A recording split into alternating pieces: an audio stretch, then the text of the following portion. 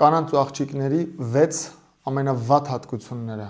Առաջին՝ տգիտություն։ Հնարավոր չի որևէ կնոջը հետ շփվել,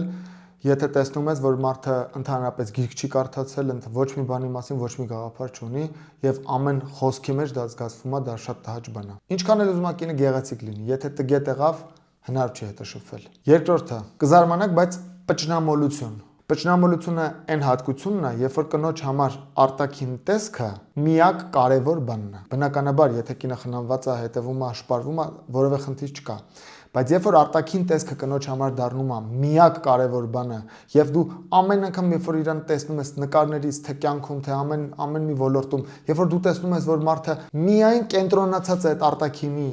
իր արտաքինի վրա, դա անձամբ ինձ համար վանող ազդեցություն ունի։ Երբ որ կինը պճնամոլ չի, ինքը էլի կարա գեղեցիկ նկարներ հրապարակի, էլի կարա խնամված լինի, գեղեցիկ հագնված լինի, բայց սովորական կնոջ համար որևէ խնդիր չկա, ինչ որ մի պահ որևէ տեղ հայտնվել առանց շպարբիրի կամ նորմալ հագուստով, ոչ երեկոյան հագուստով։ Պճնամոլ կնոջ համար դա մահ է։ Դրա համար պճնամոլության հետ ես միշտ դնում եմ մակերեսայնությունը։ Եթե մարդը պճնամոլ է, ինքը մակերեսային է։ Երրորդը՝ կեղծավորություն։ Կեղծավորությունը կարող լինի գրած բառից մինչև շարժուձև։ Եթե կինը կեղծավոր եղավ,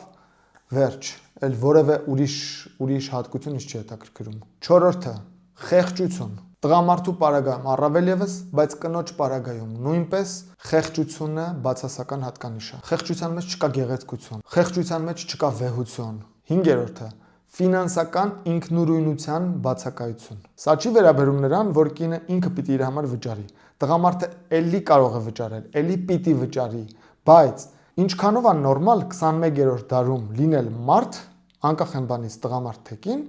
որը կախված է մեկ այլ մարդուց ամեն ինչով, ֆինանսապես։ Տղամարդը թող ամեն ինչի համար վճարի, բայց երբ որ կինը ինքն իրեն դնում է այնպիսի վիճակի մեջ, որ առանց տղամարդու 3 օրից ավել չի կարողանալու ապրել եւ պիտի սոված մնա, դա նորմալ չի։ Ֆինանսական ինքնուրույնության բացակայությունը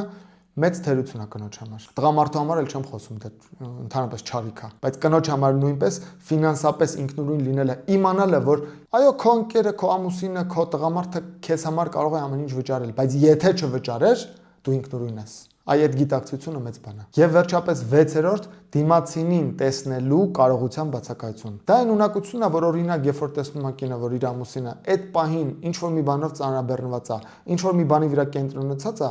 պարտադիր չի դու գաս ու քո դարդերը պատմես քո ամուսնուն։ Տեղից էլ քո ամուսինը ամեն ինչով կենտրոնացած է քո վրա եւ քո խնդիրներն է լուծում, բայց դու պետք է ունենաս այդքան տակտի զգացում, որ իմանաս, որ կան պահեր, որ դիմացինին խանգարել չի կարելի։ Այսինքն դու քեզ դնես մի քիչ դիմացինի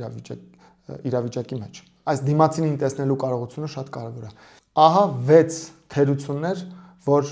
շատ կանայք ունեն, եթե դուք ձեր մեջ այդ թերություններից որոշները նկատեցիք, խնդրում եմ աշխատեք ձեր վրա։